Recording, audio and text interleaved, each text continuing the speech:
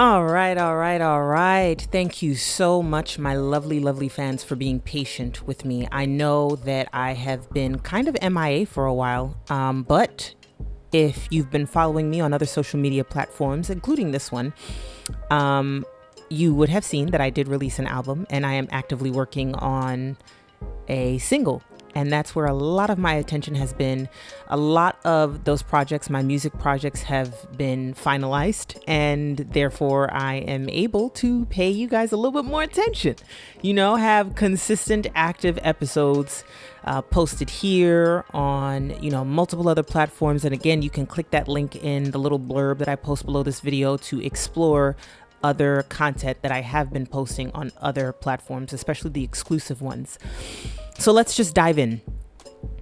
It is no secret that there is an active war going on, that there were recent attacks on Israel, and I'm really not here to make any statements on that specifically. I think what I would really like to comment on is the fact that people have stated, both on my platforms, on comments on posts that I've made, and on other people's pages, and just in general, that it's a little alarming that there's so much funding going towards this war, but not as nearly as much funding came in our direction when we were trying to just barely keep our heads above water during COVID.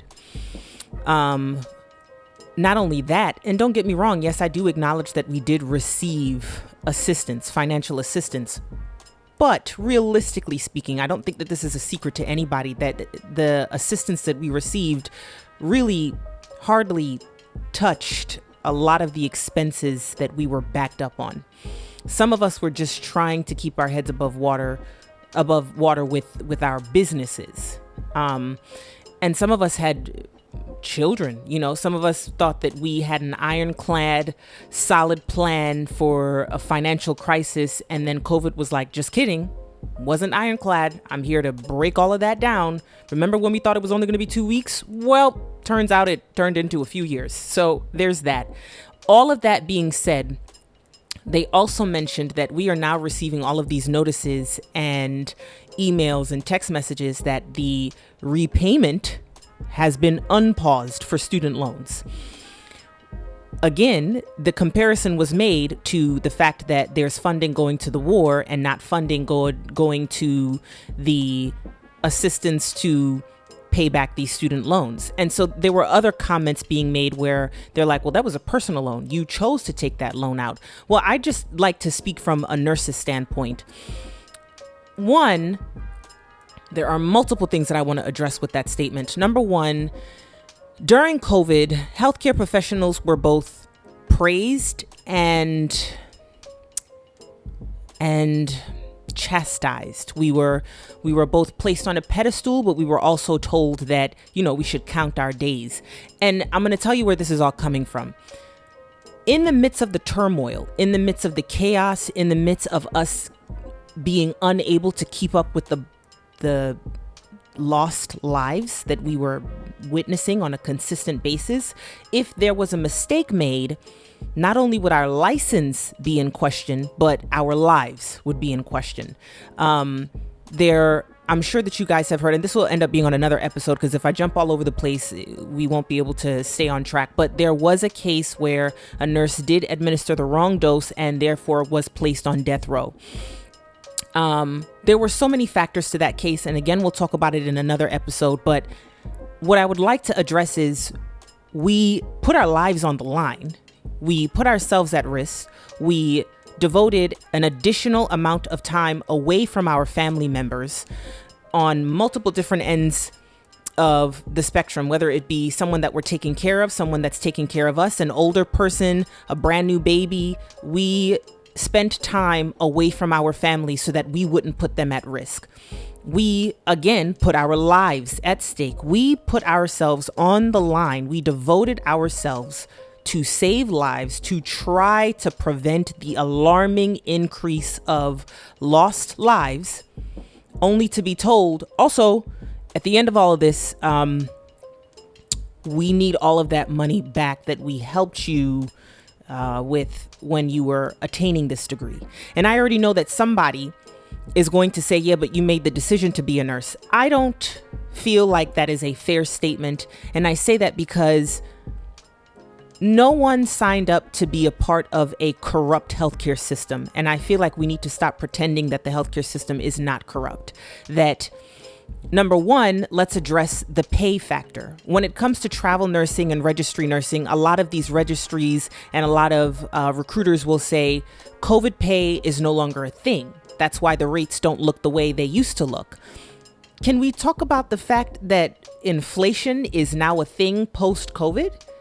Prices are rising for everything. It costs to blink too many times. Why aren't we addressing the fact that we are being paid less while things are costing more and more on a consistent basis? And I understand that I'm jumping all over the place, but I just want to throw everything out there and then address them as I throw them out. Number one, I'm not necessarily going to directly address the war because that is a political topic. And I feel like that requires a completely separate episode as well. But what I will say is I don't think it's an unfair statement for someone to say, why isn't money being directed towards at least helping healthcare professionals pay back those loans? Look at how much we've devoted. And no, we did not agree to sign up to be a part of a corrupt healthcare system. We did not agree to sign up to be showed appreciation in pizza parties. These comparisons that people love to make, especially people that aren't in healthcare, it really doesn't make any sense. It doesn't add up. At the end of the day, yes, we did decide to be a nurse, a doctor, nurse anesthetist, anesthesiologist, surgeon, CNA, surgical tech, whatever you want to call it. We've decided to be here. Yes, we did. But every single one of those programs, every single one of the schooling required to become all of the above, never, ever goes into detail about the nonsense that you deal with. That's behind the scenes, that's behind closed doors in healthcare, that inevitably makes you feel like no matter what you do, you will always be stuck in a situation where you are begging for recognition, you're begging for acknowledgement, you're begging for fair patient ratios, you're begging for equipment that works appropriately. It's things that you shouldn't have to beg for, things that should be standard when it comes to going to work, equal and fair pay. So it's fair. I feel like the comments that are made about these loans, I'm just going to speak from a nurse's standpoint, healthcare professional standpoint. It is a fair statement to say, why isn't funding going towards helping us out with how much we've thrown on the line for you? And that brings me to the next comment I made about the fact that these registries and travel agencies, these travel nurse agencies are swearing up and down like, we can't give you that pay. We can't give you that pay. Okay, it's fair for us to acknowledge that it's post-COVID pay. There's no longer a crisis.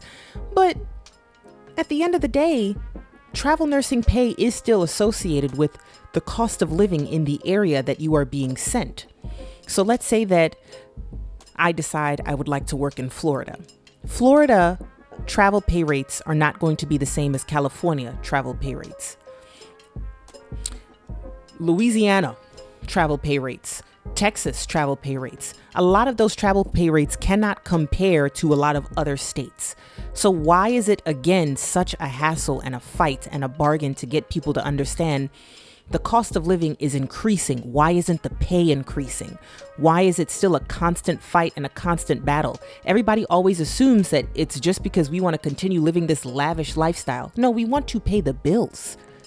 For as long as we are here working in this state, we have to pay the $7 a gallon gas prices. We have to pay for the fact that ice cream is now, I'm just going to throw a random number out there, like $10 a freaking gallon. Or pint. Is it measured in pint? Oh my God. Let me just keep moving. Fast forward, things are increasing. It needs to make sense, and it's making less and less sense with everything that has taken place, everything that's going on. Finances, inflation, interest rates. Interest rates are 8% now. I was just talking to a friend, a colleague, a nurse who would like to purchase property, as she very well should. And she's doing the numbers and she was like, Ashley, it is just not making sense. Two and two aren't coming together.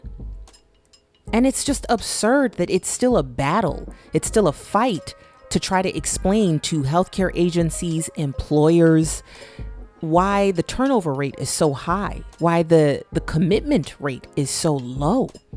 Nobody wants to commit to a facility anymore. People are willing to sacrifice benefits for higher pay. I'll just pay the monthly for my insurance because at the end of the day, I'm still going to end up getting paid more money if I work per diem. At the end of the day, I don't have to fight for my vacation, for my time off. It's beginning to make more and more sense to be non-committal to get what you actually want. And that shouldn't be the case. I have been saying for the longest time, before inflation even became a thing, that I have commitment issues when it comes to working for healthcare facilities, when it comes to being staff at an actual facility. I will be staff, but I will be per diem staff. I will be PRN staff. Granted, I also have my own creative projects going on that prevented me from even wanting to commit to someone or a facility in the first place. But with things changing so rapidly and drastically, it just heightens my desire to no longer want to commit. And I'm saying all of this to say, like, something has to change, and it's not us. It's not us. And it's consistently made out to be us. The finger keeps on being pointed in our direction. You made this commitment. You decided to do this. You should have seen this coming. How? It doesn't make any sense to keep telling us that we should have been able to see the future. We should have been able to prepare for this. Unless we infiltrate the higher ups, unless we go talk to all of the people that are in control of what's happening down here with us, the people who've never worked in healthcare before, I don't see how. The amounts of things that, now here's another example.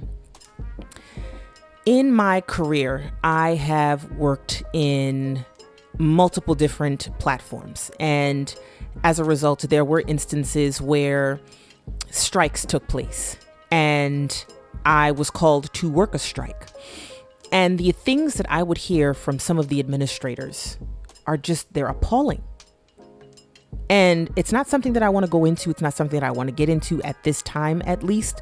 But it really just proves that no one's thinking about us. The people that we need to think about us, they're not thinking about us. We need to think about us. And thinking about us requires demanding higher pay. Yet it's always such a shock when we say, no, I'm not taking that job. I'm not signing that contract. I'm not walking into such a hot mess of a facility that's so poorly staffed and you're paying me pennies. At the end of the day, we understand when a sacrifice needs to be made. Okay, I understand that I'll probably end up getting 6 or 7 patients and I'm used to getting 4, but the pay that I'm getting right now is extraordinary and I'm only here for 8 weeks. I'm willing to make that sacrifice. I've weighed my options. This is something that I'm just going to have to deal with. But these agencies are so bold to say, well, we will pay you significantly less than what you were getting prior to this in better working environments for you to work in a much worse working environment. And our explanation is because this is post-COVID and there's no longer a crisis. While we are completely disregarding the financial crisis. Yes, there is a crisis. Also, have you looked at the state that you are sending me to work? The cost of living there is outrageous. These explanations aren't making any sense. And it's making travel nursing less and less desirable. Per diem PRN looking a little better and better every day. Every day. And it brings me back to that statement where someone specifically said it's crazy that all of this money is going towards the war and very little money is going towards helping us pay off these student loans. We were teased. We were brought to the edge of our seat in believing that we would be getting the assistance. And I assumed that it was coming from the financial burdens and weight and backups that everybody was dealing with because of COVID. I thought that was understood, that was where the assistance was coming from, but then it was pulled out from underneath of us. Every time we think that we are beginning to be understood as a people, as a group of people, yes, I meant people, because I know I'm not just speaking for myself, something always miraculously ends up happening that doesn't allow for us to take the full fruit, the opportunity to get ourselves out of the funk that a situation had nothing to do with us put us in. At the end of the day, I genuinely do believe that, yes, we did sign up to be healthcare professionals. Yes, we did sign up to take care of people. Yes, we did sign up to deal with attitudes and people having a hard time accepting diagnoses, people having a hard time accepting that they have to be away from their family while they get better. There are so many different circumstances that we have to deal with as healthcare professionals that we agreed we did sign up for this. That's not what we're complaining about. We are complaining about the system. We are complaining about the fact that we are dealing with more and more and we are not being compensated. We are being asked to stretch ourselves thinner and thinner, and we are not being met halfway. And so we are now forced to look at the bigger picture. Why aren't we getting the assistance? Why aren't we getting the compensation? It's a question that I feel we deserve to ask.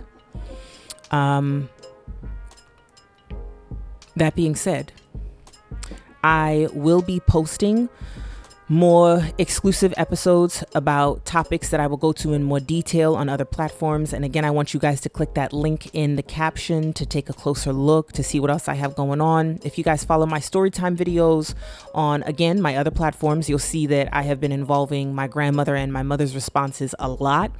So I plan on calling them and actually involving them in some of my story times. And a lot of those videos will again be posted on some of my other platforms. So make sure you follow me. Make sure you subscribe to my storytelling podcast. Again, link in bio. And thank you so much for being patient with me, guys. Let me know what you think about this podcast. Let me know what you think about the topic. Let me know. Thanks.